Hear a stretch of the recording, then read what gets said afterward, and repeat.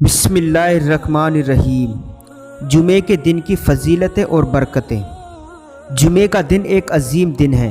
اللہ تعالیٰ نے اس کے ساتھ اسلام کو عظمت دی اور یہ دن مسلمانوں کے لیے خاص کر دیا۔ فرمان الہی ہے، جب جمعے کے دن نماز کے لیے پکارا جائے پس جلدی کرو اللہ کے ذکر کی طرف اور خرید و فروخت چھوڑ دو۔ اس آیت سے معلوم ہوا کہ اللہ تعالیٰ نے جمعے کے وقت دنیاوی شغل حرام قرار دیے ہیں اور ہر وہ چیز جو جمعے کے لیے رکاوٹ بنے ممنون قرار دی گئی ہے۔ حضور صلی اللہ علیہ وسلم کا فرمان ہے کہ تحقیق اللہ تعالیٰ نے تم پر میرے اس دن اور اس مقام میں جمعے کو فرض قرار دے دیا ہے۔ ایک اور ارشاد ہے کہ جو شخص بغیر کسی عرض کے 3 جمعے کی نماز چھوڑ دیتا ہے اللہ تعالیٰ اس کے دل پر مہر لگا دیتے ہیں۔ جمعے کی نماز چھوڑ دینے پر عذاب۔ ایک شخص حضرت ابن عباس رضی اللہ عنہ کے پاس متعدد بار آتا رہا اور ایک ایسے شخص کے متعلق پوچھتا رہا جو مر گیا اور نماز جمعہ اور جماعتوں میں شریک نہیں ہوتا تھا۔ حضرت ابن عباس رضی اللہ عنہ نے فرمایا وہ جہنم میں ہے۔ وہ شخص پورا 1 مہینہ یہی پوچھتا رہا اور آپ یہی کہتے رہے کہ وہ جہنم میں ہے۔ حدیث شریف میں کہ اہل کتاب کو جمعے کا دن دیا گیا مگر انہوں نے اس میں اختلاف کیا، لہٰذا یہ دن ان سے واپس لے لیا گیا۔ اللہ تعالیٰ نے ہمیں اس دن کی ہدایت کی، اسے اس امت کے لیے مؤخر کیا اور اس کے لیے اسے عید کا دن بنایا، لہٰذا یہ لوگ سب لوگوں سے سبق لے جانے والے ہیں اور اہل کتاب ان کے تابع ہیں۔ حضرت انس رضی اللہ عنہ سے مروی ہے کہ حضور صلی اللہ علیہ وسلم نے فرمایا میرے پاس جبریل آئے، ان کے ہاتھ میں سفید آئینہ تھا، انہوں نے کہا یہ جمعہ ہے، اللہ تعالیٰ اسے آپ پر فرض کرتا ہے تاکہ یہ آپ کے اور آپ کے بعد آنے والے لوگوں کے لیے عید ہو۔ میں نے پوچھا اس میں ہمارے لیے کیا ہے؟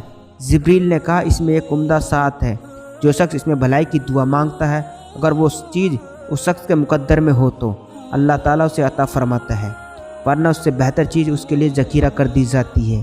یا کوئی شخص اس ساوت میں ایسی مصیبت سے پناہ مانگتا ہے جو اس کا مقدر ہو چکی ہے تو اللہ تعالیٰ اس مصیبت سے بھی بڑی مصیبت کو ٹال دیتا ہے اور وہ ہمارے نزدیک سب دنوں کا سردار ہے اور ہم آخرت میں ایک یوم مزید مانگتے ہیں۔ میں نے کہا وہ کیوں؟ جبریل نے عرض کیا کہ آپ کے رب نے جنت میں ایک ایسی وادی بنائی ہے جو سفید اور مسک کی خوشبو سے لبریز ہے۔ جب جمعے کا دن ہوتا ہے تو اللہ تعالیٰ الیان سے کرسی پر نزول اجلال فرماتے ہیں، یہاں تک کہ سب اس کے دیدار سے مشرف ہوتے ہیں۔ حضور صلی اللہ علیہ وسلم فرماتے ہیں کہ سب سے عمدہ دن جس میں سورج طلوع ہوتا ہے جمعے کا دن ہے۔ اس دن آدم علیہ السلام کی پیدائش ہوئی، اسی دن وہ جنت میں داخل کیے گئے، اسی دن وہ جنت سے زمین کی طرف اتارے گئے، اسی دن ان کی توبہ قبول ہوئی اور اسی دن ان کا وصال ہوا۔ اس دن قیامت قائم ہوگی اور وہ اللہ کے نزدیک یوم مزید ہے۔ آسمانی فرشتے میں اس دن کا یہ نام ہے اور یہی جنت میں اللہ تعالیٰ کے دیدار کا دن ہے۔ جمعے کے دن جہنم سے آزادی نصیب ہوتی ہے۔ حدیث شریف میں کہ اللہ تعالیٰ ہر جمعے کے دن 6 لاکھ انسانوں کو جہنم سے آزاد کرتا ہے۔ حضرت انس رضی اللہ عنہ سے مروی ہے کہ حضور صلی اللہ علیہ وسلم نے فرمایا کہ جب تو نے جمعے کو سالم کر لیا تو گویا کہ تمام دنوں کو سالم کر لیا۔ حضور صلی اللہ علیہ وسلم نے فرمایا کہ جہنم ہر روز جوہو کبریٰ میں زوال سے پہلے بھڑکائی جاتی ہے، یعنی سورج جب عین آسمان کے دل میں ہوتا ہے، لہٰذا اس ساتھ میں نماز مت پڑھو، مگر جمعے کے دن یہ قید نہیں ہے کیونکہ جمعہ سارے کا سارا نماز ہے اور اس دن جہنم نہیں بھڑکایا جاتا۔